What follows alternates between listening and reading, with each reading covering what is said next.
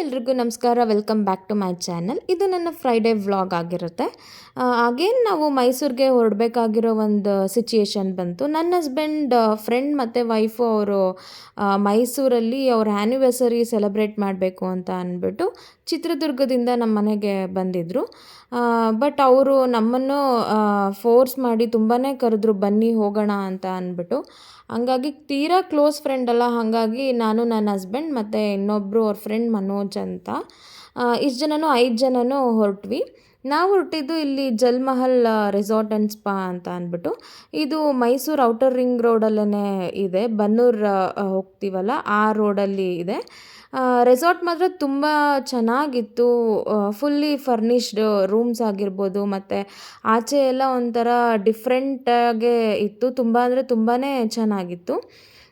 ಇಲ್ಲಿ ಪೂಲ್ಸ್ ಆಗಿರ್ಬೋದು, indoor outdoor games ಆಗಿರ್ಬೋದು, ತುಂಬಾ ಚೆನ್ನಾಗಿತ್ತು ಅಂತ ಹೇಳ್ಬೋದು. ಇಲ್ಲಿ ಕಿಡ್ಸ್ಗೆ ಆಟಾಡೋದಕ್ಕೂ ಕೂಡ ಇಲ್ಲಿ ಪಾರ್ಕ್ ಥರ ಆಗಿರ್ಬೋದು, ಎಲ್ಲ ಫೆಸಿಲಿಟೀಸು ತುಂಬ ಚೆನ್ನಾಗಿತ್ತು ಅಂತ ಹೇಳ್ಬೋದು.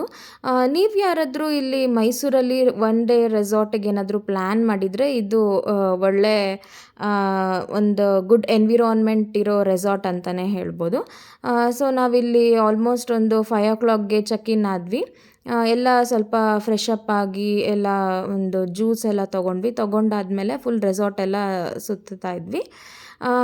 ಸೊ ಅದಾದಮೇಲೆ ಇಲ್ಲಿ ನೋಡಿ, ಇದು ಎಂಟ್ರೆನ್ಸು ಈ ಥರ ಹಿಂಗೆ ಹೋದರೆ ಫುಲ್ಲು ಇಲ್ಲಿ ಒಂಥರ ಆರ್ಟಿಫಿಷಿಯಲ್ದು ಆ್ಯನಿಮಲ್ಸ್ ಎಲ್ಲನೂ ಫುಲ್ಲೆಲ್ಲ ಇದು ಮಾಡಿದರು. ಮತ್ತು ಇಲ್ಲಿ ನನ್ನ ಮಗ ಬಂದು ಪಾರ್ಕ್ ಅಂತ ಅಂದ್ಕೊಂಡು ಫುಲ್ ಇಲ್ಲೆಲ್ಲ ಆಟಾಡ್ತಿದ್ದ. ಅವನದೇ ಒಂದು ಪ್ರಪಂಚ ಆಗಿತ್ತು. ತುಂಬ ಹ್ಯಾಪಿಯಾಗಿದ್ದ. ಅವನಿಗದು ಆ ಎನ್ವಿರಾನ್ಮೆಂಟ್ ಅವನಿಗೆ ತುಂಬ ಅಂದರೆ ತುಂಬ ಖುಷಿ ಕೊಡ್ತಾಯಿತ್ತು.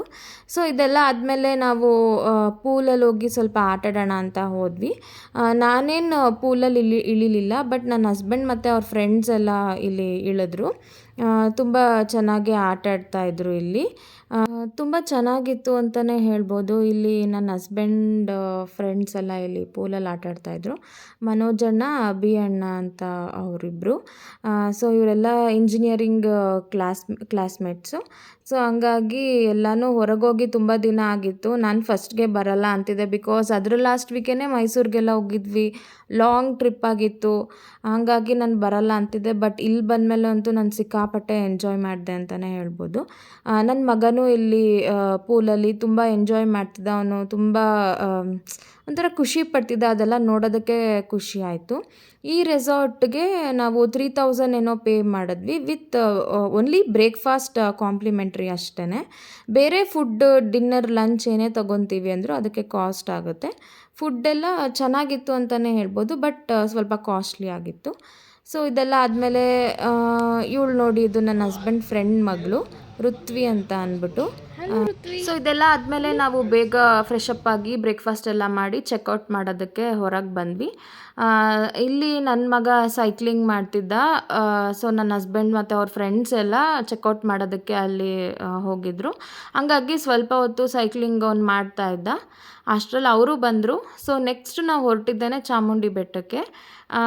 ಇಲ್ಲಿ ಚಾಮುಂಡಿ ಬೆಟ್ಟಕ್ಕೆ ಹೋಗೋಷ್ಟರಲ್ಲಿ ಆಲ್ಮೋಸ್ಟ್ 11:30 ಏನೋ ಆಗಿತ್ತು. ಲಾಸ್ಟ್ ವೀಕು ಕೂಡ ನಾನು ಚಾಮುಂಡಿ ಹಿಲ್ಸ್ಗೆ ಬಂದಿದ್ದೆ. ವಯನಾಡ್ಗೆ ಹೋಗೋ ಮುಂಚೆ ನಾನು ಚಾಮುಂಡಿ ಬೆಟ್ಟಕ್ಕೆ ಬಂದಿದ್ದೆ ಅಂತ ಹೇಳಿದೆ ನಿಮಗೆ. ಸೊ ಈ ವೀಕೆಂಡು ಕೂಡ ನಾನು ಇಲ್ಲಿ ಬಂದಿದ್ದೀನಿ. ಸೊ ಈ ವೀಕೆಂಡ್ ಬಂದಿರೋದು ನನಗೆ ತುಂಬ ಖುಷಿ ಆಯಿತು. ಬಟ್ ಅವತ್ತು ದೇವಸ್ಥಾನ ಮಾತ್ರ ತುಂಬ ಅಂದರೆ ತುಂಬ ರಶ್ ಇತ್ತು. ನಾವು ಯಾರಿಗೆ ಒಂದು ಇನ್ಫ್ಲೂಯೆನ್ಸ್ ಮೇಲೆ ಕಾಲ್ ಮಾಡಿದ್ರು ಕೂಡ ಅಲ್ಲಿ ಯಾರನ್ನೂ ಕೂಡ ಪಿಕ್ ಮಾಡಲಿಲ್ಲ ದೇವಸ್ಥಾನದಲ್ಲಿ. ಸೊ ಹಾಗಾಗಿ ನಾವು ಹೋದ್ವಿ. ದರ್ಶನ ಎಲ್ಲ ಮುಗಿಸ್ಕೊಂಡು ಬಂದ್ವಿ. ಆಲ್ಮೋಸ್ಟ್ ಒಂದು 45 ಮಿನಿಟ್ಸ್ ಆಯಿತು ಅಷ್ಟೇ.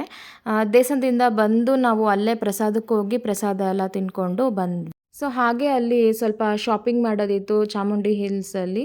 ಸೊ ಅಲ್ಲೆಲ್ಲ ಶಾಪಿಂಗ್ ಮಾಡಿ ನಾವು ವಾಪಸ್ ಬ್ಯಾಂಗ್ಳೂರ್ ಬರೋಷ್ಟರಲ್ಲಿ ಆಲ್ಮೋಸ್ಟ್ 6:30 ಆಗಿತ್ತು.